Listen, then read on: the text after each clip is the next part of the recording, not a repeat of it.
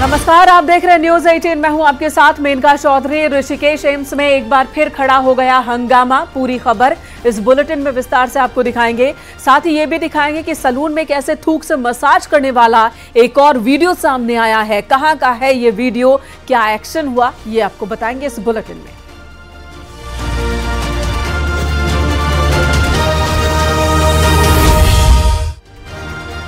और सबसे पहले बड़ी खबर, ऋषिकेश एम्स पहुंचे सीएम योगी आदित्यनाथ। यूपी के घायलों से मुलाकात की उन्होंने। दरअसल कल रुद्रप्रयाग में सड़क हादसा हुआ था, कई लोगों की मौत हो गई थी। इस हादसे में जो लोग जख्मी हुए थे, जो यूपी के हैं, उनका इलाज ऋषिकेश एम्स में चल रहा है।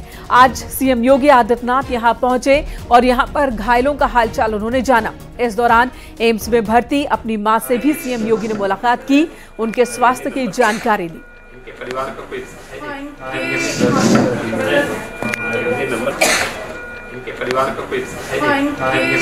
तस्वीरें आपको दिखा रहे हैं, एक्सक्लूसिव तस्वीर इस वक्त आप देख रहे हैं न्यूज 18 पर। सीएम योगी आदित्यनाथ जो कि ऋषिकेश एम्स के अंदर जो घायल लोग हैं, जो जख्मी लोग हैं, उनसे बातचीत कर रहे हैं, उनके परिजनों से बातचीत कर रहे हैं। उनको तुरंत स्वास्थ्य व्यवस्था किस तरह की मिल रही है, उन्हें उपचार ठीक से मिल रहा है, नहीं मिल रहा है, हादसा कैसे हुआ था, इस वक्त उनकी स्थिति कैसी है, तमाम बातचीत मुख्यमंत्री इन घायलों से, इनके तीमारदारों से करते हुए। ये वो लोग हैं जो कि कल हादसे में जख्मी हो गए थे, यूपी के रहने वाले हैं। और ऋषिकेश एम्स में एक बार फिर बवाल खड़ा हो गया। यहां एक डॉक्टर पर एक महिला नर्सिंग अधिकारी को थप्पड़ मारने का आरोप लगा, जिसके बाद नर्सिंग स्टाफ ने प्रदर्शन शुरू कर दिया। फिलहाल उस डॉक्टर को सस्पेंड कर दिया गया है।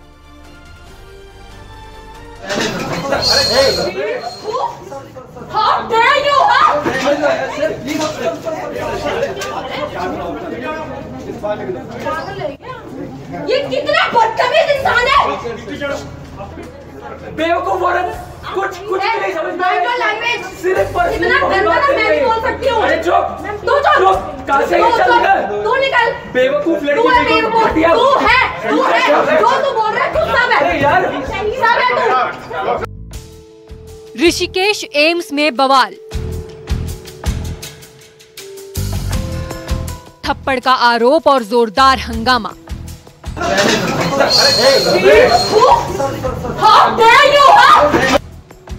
एक तरफ डॉक्टर है तो दूसरी तरफ अस्पताल की नर्सिंग ऑफिसर। दोनों की गर्मागर्म बहस हो रही है। कहासुनी के बाद बात इतनी बढ़ गई, जिसके बाद तो दोनों ने शब्दों की मर्यादा का भी ख्याल नहीं रखा।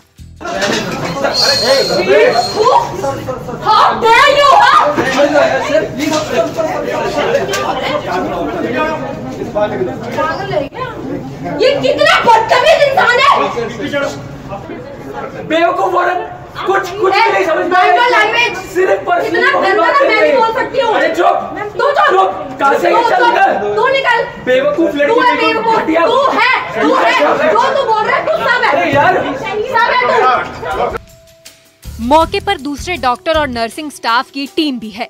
दोनों को समझाने की भरसक कोशिश हुई, लेकिन दोनों का गुस्सा 7वें आसमान पर पहुंचा हुआ है। कोई भी समझने को राजी नहीं है। काफी देर तक हंगामा चलता रहा। किसी तरह डॉक्टर को वहां से दूसरी जगह ले जाया गया। आप सिर्फ अपने ईगो के बारे में बात करें, मैं पेशेंट के बारे में बात कर रहा हूँ। आप प्लीज पेशेंट को ले जाइए यहाँ से। आप क्यों नहीं समझ रहे? उधर मास कैजुअल्टी आई हुई है, आपको कुछ अक्ल है कि नहीं यार? अरे यार, ये पर्सनल ईगो का इशू बना रही हो तुम। पेशेंट को यहाँ से ले जाओ प्लीज, मास कैजुअल्टी है, नहीं समझ में आ रहा क्या? घटना शनिवार की बताई जा रही है। आरोप है कि यहाँ डॉक्टर ने महिला नर्सिंग ऑफिसर को चांटा जड़ दिया। वाद विवाद शुरू होने के बाद तो अस्पताल में हड़कंप मच गया। आरोप है कि रुद्रप्रयाग हादसे में घायल हुए यात्रियों के लिए ऑपरेशन थिएटर को खाली कराया जा रहा था। इसी बात को लेकर डॉक्टर और महिला नर्सिंग ऑफिसर के बीच तीखी बहस शुरू हो गई। गुस्साए नर्सिंग अधिकारियों ने सीएमएस ऑफिस के आगे प्रदर्शन कर मामले में कार्रवाई की मांग की। फिलहाल डॉक्टर को सस्पेंड कर दिया गया है। पिछले दिनों ऋषिकेश का एम्स अचानक चर्चा में आ गया था, जब एक नर्सिंग ऑफिसर पर महिला डॉक्टर से छेड़छाड़ का आरोप लगा था। इसके बाद तो अस्पताल में काफी हंगामा हुआ। अब एक बार फिर इसी एम्स में बखेड़ा खड़ा हो गया। ऋषिकेश से न्यूज 18 के लिए आशीष डोभाल की रिपोर्ट।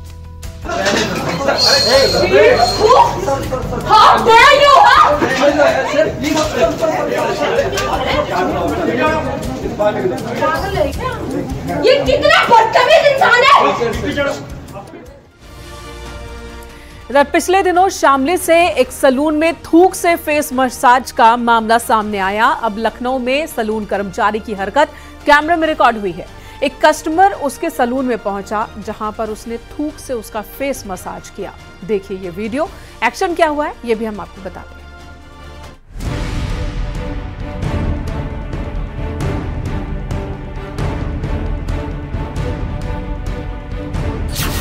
सैलून में ये क्या हो रहा है?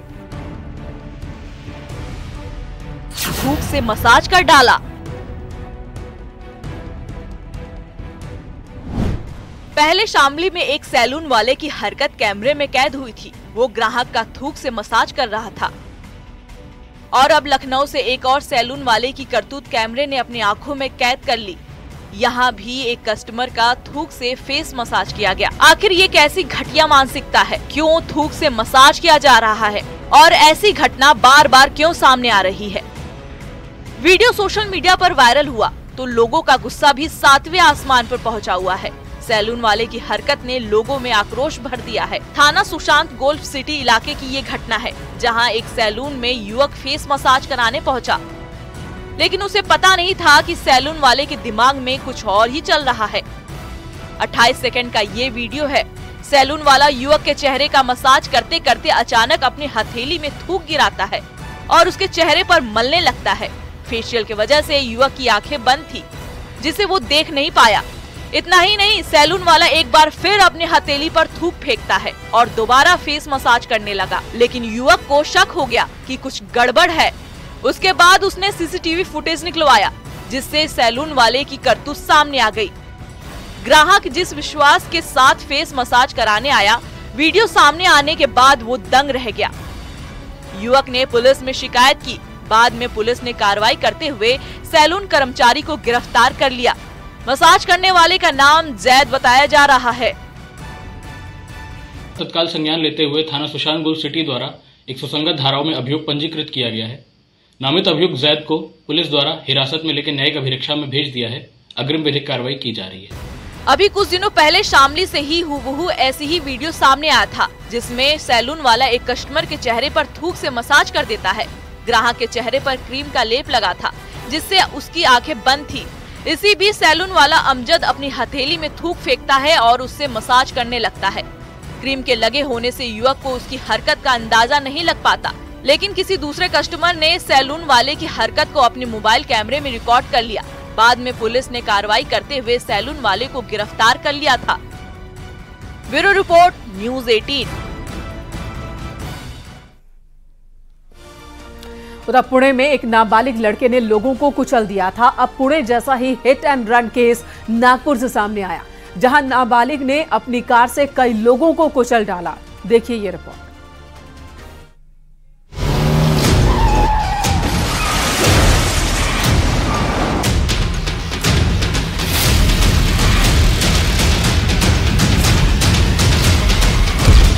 नागपुर में पुणे जैसा हादसा।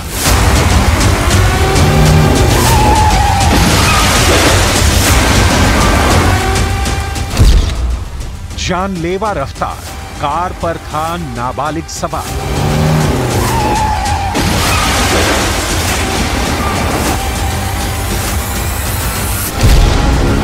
महाराष्ट्र के नागपुर में नाबालिग ने 5 लोगों को मारी टक्कर। आपकी टीवी स्क्रीन पर जो तस्वीरें हैं वो महाराष्ट्र के नागपुर से आई हैं, जहां नंदनवन इलाके में एक तेज रफ्तार कार ने 5 लोगों को टक्कर मार दी। इस हादसे में 5 लोग बुरी तरह से घायल हो गए, जबकि 2 लोगों की हालत गंभीर बताई गई। हादसे के बाद आसपास चीख पुकार मच गई। हादसे वाली जगह पर मौजूद लोगों ने घायलों को बचाया, लेकिन सबसे हैरानी की बात यह है कि नागपुर में जिस कार ने लोगों को टक्कर मारी उसे नाबालिग चला रहा था, जिसके बाद एक बार फिर सवाल उठ रहे हैं कि आखिर नाबालिग को कार चलाने की इजाजत किसने दी? किसने नाबालिग को अपनी कार थमाई? क्या नाबालिगों को कार चलाने से रोकने के लिए प्रशासन के पास कोई एक्शन प्लान है, या नाबालिग ड्राइवर यूं ही लोगों की जान से खिलवाड़ करते रहेंगे? क्योंकि पिछले महीने ही पुणे में एक नाबालिग ने अपनी महंगी कार से 2 लोगों की जान ले ली थी। इस हादसे में 2 सॉफ्टवेयर इंजीनियर अनीश अबधिया और अश्विनी कोष्ठा की मौत हो गई थी। यह हादसा काफी सुर्खियों में रहा क्योंकि नाबालिग आरोपी को बचाने के लिए काफी कोशिशें हुई। नाबालिग आरोपी के परिवार से पुलिस और नेताओं के साठगांठ भी सामने आए थे, जबकि नाबालिग के शराब पीकर गाड़ी चलाने की बात भी सामने आई। हालांकि मीडिया और सोशल मीडिया पर इस खबर ने जोर पकड़ा और नाबालिग आरोपी को हिरासत में लिया गया और आरोपी के माता पिता और दादा सहित कई लोगों की गिरफ्तारियां हुई। लेकिन सवाल उठ रहे हैं कि नाबालिग को कार चलाने क्यों दिया जा रहा है? क्या माता पिता नाबालिग के अपराध को बढ़ावा दे रहे हैं? क्या प्रशासन के पास नाबालिग को गाड़ी चलाने से रोकने का प्लान है? ये सवाल बेहद गंभीर है क्योंकि कानून नाबालिग को कार चलाने की इजाजत नहीं देता है। ऐसे में नाबालिग को कार चलाने से रोकने की सबसे बड़ी जिम्मेदारी परिवार की है। दूसरी जिम्मेदारी प्रशासन और पुलिस की है। वो अभियान चलाकर ऐसे लोगों को पकड़े जो कम उम्र में ही गाड़ी चलाकर लोगों की जान से खिलवाड़ करने की कोशिश कर रहे हैं।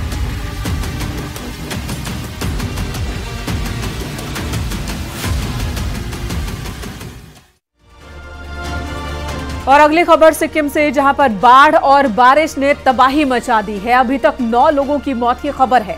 एसडीआरएफ की टीम राहत बचाव में जुटी है। वहीं सीएम तमांग ने बाढ़ प्रभावित इलाकों का दौरा किया। मृतकों के परिजनों के लिए आर्थिक मदद का ऐलान किया है।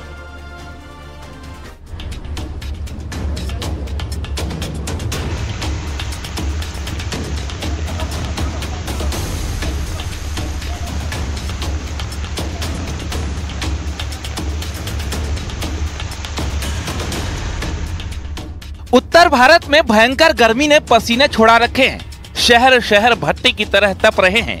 बाहर हीट वेव का खतरा है। गर्मी जानलेवा भी बनती जा रही है। वहीं पूर्वोत्तर के राज्य सिक्किम में आसमानी आफत टूटी है।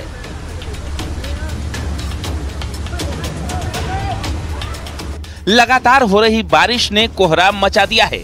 जगह जगह भूस्खलन की घटनाएं सामने आई हैं, जिससे कई जगहों पर सड़कें बंद हो गई हैं। बारिश से कई सड़कें बह गई हैं। आम जनजीवन बुरी तरह प्रभावित हुआ है। तीस्ता नदी विकराल होती जा रही है। नदी ने कई घर अपनी आगोश में ले लिए। सिक्किम के मंगन जिले में बादल फटने के बाद हर तरफ तबाही के निशान ही दिखाई दे रहे हैं। जगह जगह पर पर्यटक फंसे हुए हैं। 1200 से ज्यादा सैलानी फंसे हुए हैं। राज्य के मुख्यमंत्री प्रेम सिंह तमांग ने बाढ़ प्रभावित इलाकों का दौरा किया। पीड़ित परिवारों से बात कर उन्हें हर संभव मदद का आश्वासन दिया है।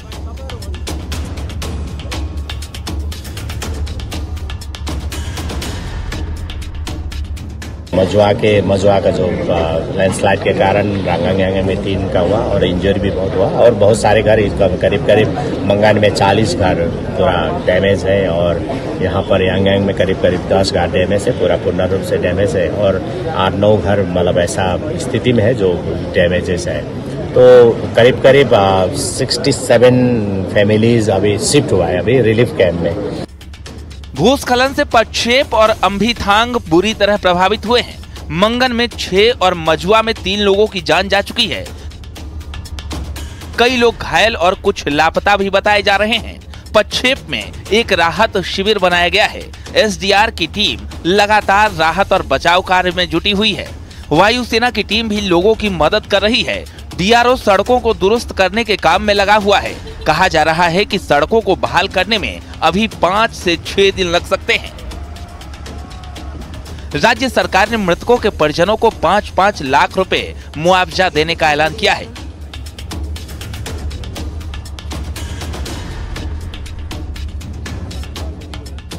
तीस्ता नदी में उफान की वजह से सबसे ज्यादा नुकसान मंगन इलाके में हुआ है, क्योंकि मंगन तीस्ता नदी के तट पर बसा हुआ है। तीस्ता का जलस्तर खतरे के निशान के ऊपर चला गया है। लाचुंग और चुंगथान में बारिश ने जबरदस्त कहर मचाया है, जिससे इन दोनों जगहों का संपर्क पूरी तरह टूट चुका है। इतना ही नहीं, बिजली और पानी की सप्लाई भी बाधित हो गई है। मोबाइल नेटवर्क भी काम नहीं आ रहे हैं, जिससे फोन पर बात करना भी मुश्किल हो गया है। मंगन की ओर जाने वाली सड़क कई जगहों पर बह गई है। नेशनल हाईवे 10 को बहुत नुकसान हुआ है। सड़कें बंद होने से खाने पीने के सामान का भी संकट होने लगा है। प्रशासन ने फंसे हुए पर्यटकों को अपनी जगह पर बने रहने की अपील की है। जोखिम लेने से बचने को कहा गया है। Bureau report, news 18। The Sheena Bora हत्याकांड एक बार फिर सुर्खियों में है। सीबीआई अदालत में सुनवाई के दौरान पर्दाफाश हुआ कि शीना बोरा की हत्या के बाद महाराष्ट्र के रायगढ़ से बरामद हड्डियां और अवशेष गायब हो चुके हैं। सीबीआई के वकील ने कोर्ट में बताया कि उन्होंने बहुत तलाश किया, लेकिन वो हड्डियां नहीं मिल रही। शीना बोरा के अवशेष इस केस से जुड़े अहम सबूतों में से एक थे, जिनके गायब होने के बाद अब केस की तहकीकात पर इसका असर पड़ सकता है। हालांकि सीबीआई ने डीएनए रिपोर्ट कोर्ट में जमा की है।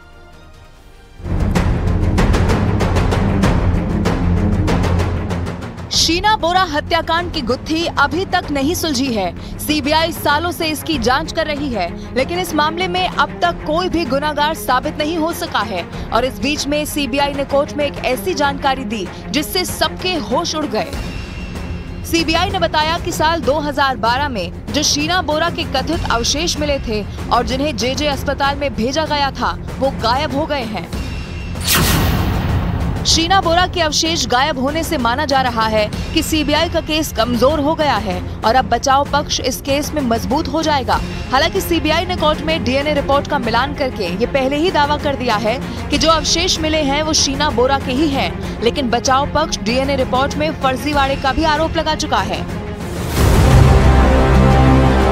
दरअसल 2012 में महाराष्ट्र के रायगढ़ के जंगलों में मिले एक शव से शुरू हुई इस कहानी में साल 2015 में उस वक्त नया मोड़ आ गया जब शव की पहचान हो गई। शुरुआती जांच में शव को देश के जाने माने मीडिया टाइकून पीटर मुखर्जी की दूसरी पत्नी इंद्राणी मुखर्जी की बेटी शीना बोरा का बताया गया।